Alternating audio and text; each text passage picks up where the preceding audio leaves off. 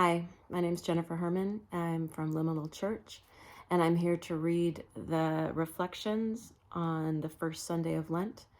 And this is from Richard Rohr's book, Scripture for Lent. This chapter is called Temptations Are Attractions to Partial Goods, and it's referencing Mark 1, 12 through 15, Matthew 4, 1 through 11, and Luke 4, 1 through 13. In all three lectionary cycles, the gospel for the first Sunday of Lent is devoted to the temptation scene of Jesus in the desert from Matthew, Mark, or Luke. That seems to be the way that he experiences his 40 days in the desert, so it seems like an appropriate way to start ours. This makes our chosen theme here rather clear, but as we examine it, it actually is not clear at all. First, if Jesus is purely and simply God, as many Christians seem to have concluded, then how or why can God be tempted? In fact, the texts appear to make Satan stronger than Jesus in some ways.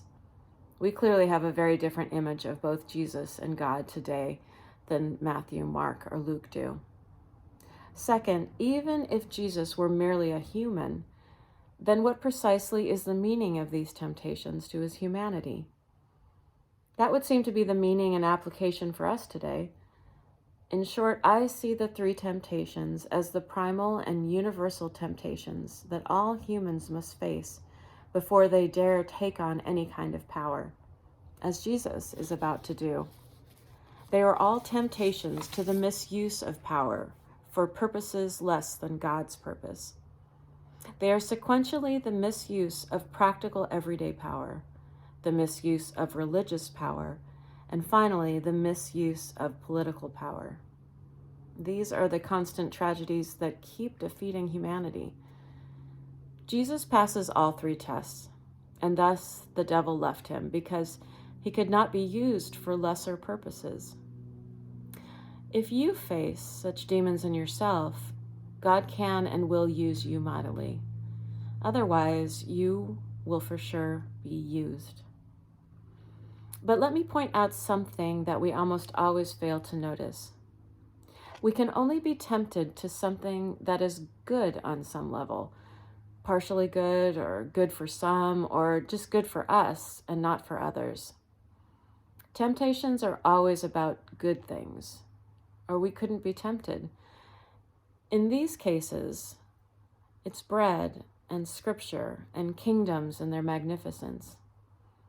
Most people's daily ethical choices are not between total good and total evil, but between various shades of good. A partial good that is wrongly perceived as an absolute good because of the self as the central reference point, or even evil that disguises itself as good. These are what get us into trouble.